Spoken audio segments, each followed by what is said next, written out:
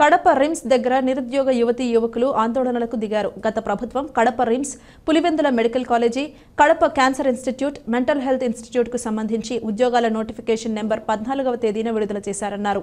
మేమంతా ఎవరి క్వాలిఫికేషన్ ని బట్టి వారు దరఖాస్తు చేసుకున్నారన్నారు. మార్చి 11వ తేదీన సెలెక్ట్ లిస్ట్ ఇచ్చారన్నారు.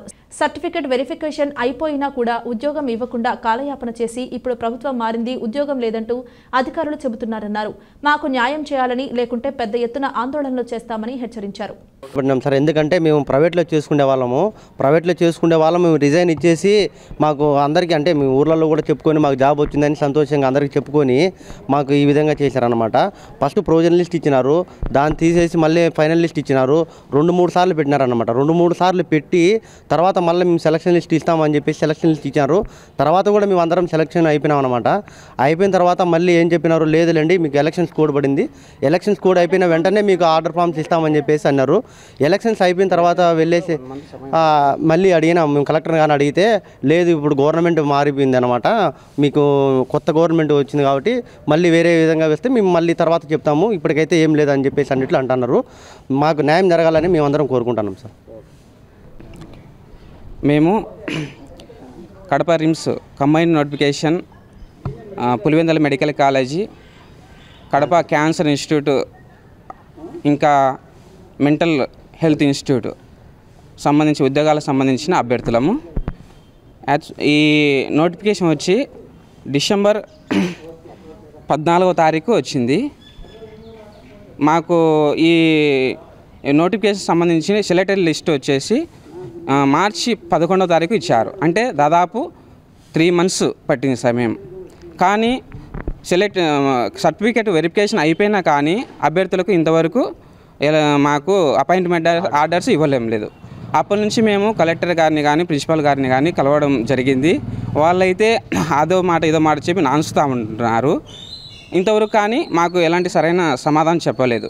కాబట్టి మేము ఈరోజు ప్రిన్సిపల్ మేడంని కలవడం జరిగింది. మేడం ఏం చెప్పారంటే, గవర్నమెంట్ మారడం వల్ల మాకు ఆర్డర్స్ రావడం లేదని తెలియజేయడం జరిగింది. కాబట్టి దాదాపు ఈ రిక్రూట్మెంట్ నోటిఫికేషన్ వచ్చి 6 మంత్స్ అవుతుంది.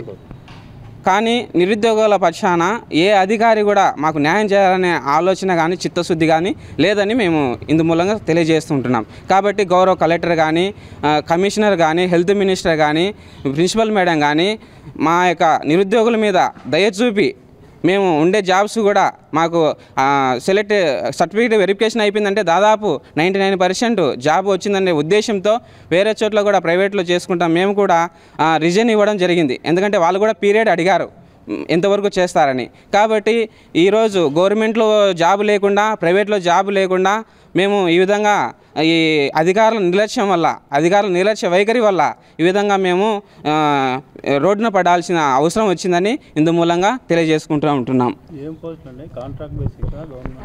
Contract based paramedical courses, system administration, medical record assistant, anaesthesia technicians, lab technicians, x-ray technicians, pharmacy వాళ్ళు, ఓటీ టెక్నీషియన్స్, అన్ని ఎక్స్రే టెక్నీషియన్, అన్ని రకాల పోస్టులు పులివెందుల మెడికల్ కాలేజీకి, కడప క్యాన్సర్ ఇన్స్టిట్యూట్కు, కడప మెంటల్ ఇన్స్టిట్యూట్కు 3 కాలేజెస్కు రిక్రూట్మెంట్ జరిగింది. కానీ ఇంతవరకు అపాయింట్మెంట్ ఆర్డర్స్ ఇవ్వకుండా నియామకాలు జరిపిపోయాయని చెప్తున్నారు. కానీ ఇంతవరకు అపాయింట్మెంట్ ఆర్డర్స్ అయితే ఇవ్వడం లేదు.